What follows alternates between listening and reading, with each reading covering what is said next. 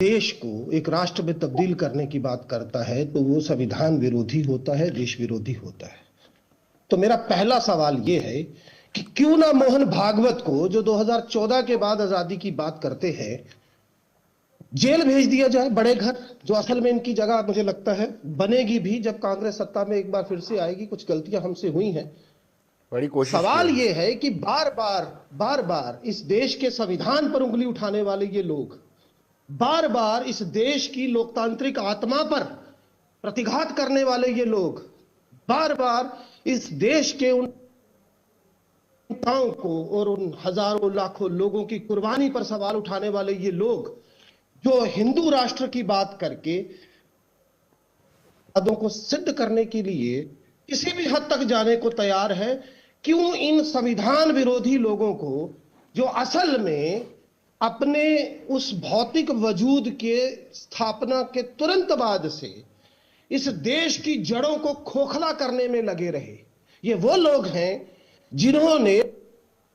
अपने मुख्यालय पर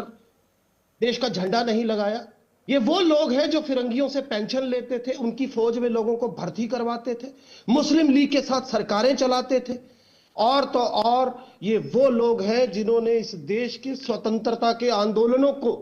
कुचलने के लिए, उनको कैसे खत्म किया जाए, अंग्रेजों को सलाह मशवरा दिया है लिखित में। ये वो लोग हैं जो क्रांतिकारियों की मुखबरी किया करते थे किसी वक्त। आज ये इस राष्ट्रवाद का मुलम्मा चढ़ाकर ये बताने की कोशिश कर रहे हैं कि ये हिंदू राष्ट्र है। आदित्य पांडे जी, आप मुझे सुन पा रहे हैं? आपने सुना होगा जिस तरीके से आदित्य जी, जिस तरीके से जगदीप जी ने कहा, उन्होंने कहा कि राष्ट्रीय स्वयं सेवक संघ के सरसंघ चालक को बड़े घर भेजना चाहिए, लेकिन इनको नहीं पता है कि राष्ट्रीय स्वयं सेवक संघ को ही गणतंत्र दिवस की परेड में पंडित नेहरू ने निमंत्रित किया था, आमंत्रित किया था। ये कैसा बदलाव है? जी देखिए, स्वर्गीय अटल बिहारी वाजपेयी ने कहा था